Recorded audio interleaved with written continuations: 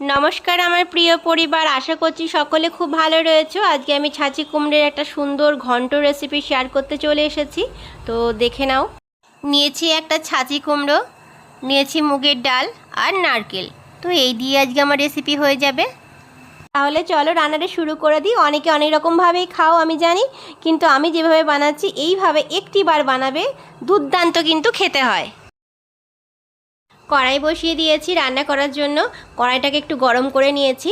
এখন দেখো, মুগের ডাল কিন্তু আমি আগে জল দিয়ে ধুয়ে নিয়েছি, ধুয়ে জলটাকে ঝরিয়ে রেখেছি ভালো করে।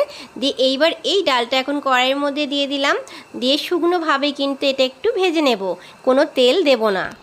মাঝারি করে আমি ডালটাকে ভাজছি, ডালটা যাতে না পুড়ে যায় সেই জন্য ডালটাকে বারবার একটু নাড়াচাড়া করে নিতে হবে।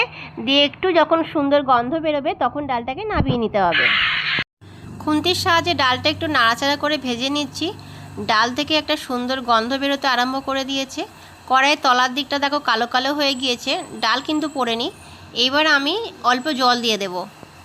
ডালের জলটা অল্প করেই দেব, কারণ ডালটা যাতে একদম শক্ত না থাকে আর একদম নরম না হয়ে যায়। এবার একটু ঢেকে দেব ডালটাকে, দিয়ে আধ সিদ্ধ করে নামিয়ে নেব। ঢাকা দিয়েছি, এবার ঢাকা খুলে দেখাচ্ছি। ডালটাকে দেখো, ডাল কিন্তু গলে যায়নি আর একটু জল রয়েছে এখনও, সেটাকে একদম শুকিয়ে নেব। ডালের জলটা সম্পূর্ণ শুকিয়ে নিয়েছি, বাটিতে নামিয়ে নিয়েছি ডাল। এবার সম্পূর্ণ রান্নাটা কমপ্লিট করব। এখানে হাফ মালাই মতো নারকেল কুড়িয়ে রেখেছি, নিয়েছি একটা বড় দেখে টমেটো, একটু আদা, আর তার থেকেও কম নিয়েছি সাদা জিরে। তো টমেটোটাকেও কেটে নিয়েছি। টমেটো, জিরে আর আদা এই তিনটেকে আমি একটু বেটে নেব। সাথে তোমরা একটু ইচ্ছা হলে অল্প করে কাঁচা লঙ্কা দিতে পারো। তো এই রান্নাটা কিন্তু একটু মিষ্টি মিষ্টি খেতে বেশি ভালো লাগে, সেই কারণে কাঁচা লঙ্কা আমি দিইনি।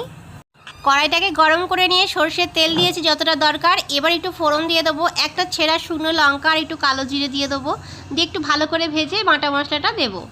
বেটে রাখা মশলাটা আমি কড়াইয়ের মধ্যে দিয়ে দিয়েছি। যখন ফোড়নের সুন্দর গন্ধ বেরোতে আরম্ভ করেছিল ঠিক সেই মুহূর্তেই দিয়ে দিয়েছি। এইবার এই মশলাটাকে সুন্দর করে কষিয়ে নেব এই কারণে যাতে কাঁচা গন্ধটা না থাকে, সেই জন্য। মশলা আমার খুব সুন্দর কষা হয়ে গিয়েছে, মশলা থেকে তেলও ছেড়ে দিয়েছে। এখন আমি খুব সামান্য পরিমাণে হলুদ দেবো, হালকা একটু কালারের জন্য। আর দিয়ে দেবো পরিমাণ মতন লবণ।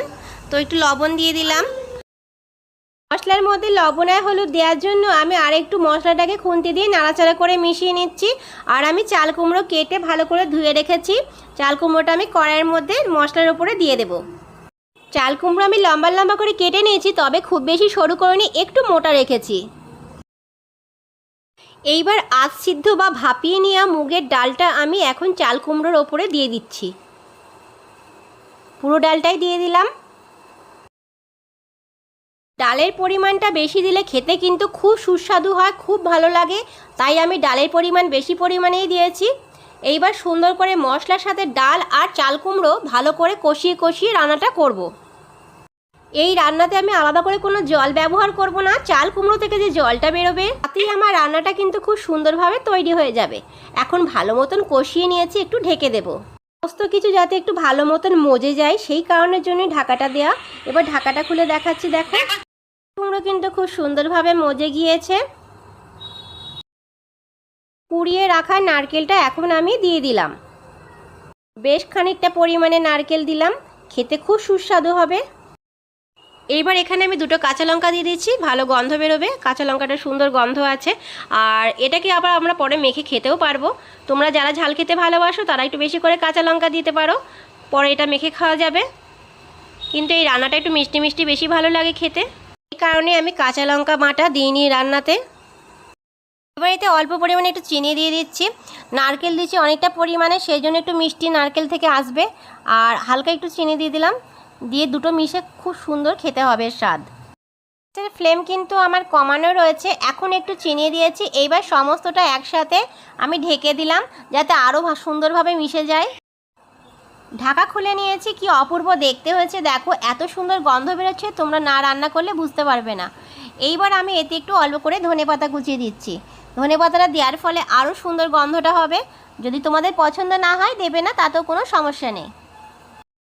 ধনেপাতাটা দেওয়ার পর আমি আরও সুন্দর করে 2 মিনিট এটা নাড়াচাড়া করে নিয়েছি। এইবার আমি সার্ভ করে তোমাদেরকে দেখাবো। এই রেসিপিটি ভাতের সাথেও খেতে যেমন সুন্দর লাগে, তেমন রুটি, পরোটা, লুচির সাথেও খেতে কিন্তু দুর্দান্ত লাগে। প্লেটে নামিয়ে নিয়েছি, সার্ভ করে দিয়েছি। কতটা সুন্দর দেখতে হয়েছে দেখো, কত লোভনীয় লাগছে দেখতে। তো যদি ভালো লাগে আমার এই রেসিপি, তাহলে আমাকে একটু সাপোর্ট করে আমার পাশে থেকো। তোমরা একটু ভালোবাসা দিও, তোমাদের ভালোবাসার অপেক্ষায় আমি সবসময় থাকি, আর নতুন নতুন রেসিপি আনতে আরও আগ্রহী হয়ে উঠি। দেখা হচ্ছে তাহলে আবার নতুন রেসিপির সাথে। সম্পূর্ণ রান্নাটা দেখার জন্য তোমাদেরকে অনেক অনেক ধন্যবাদ রইল, অনেক অনেক বুক ভরা ভালোবাসা। সকলে অনেক অনেক ভালো থেকো। তাহলে রেসিপি ভিডিও এখানেই শেষ করছি।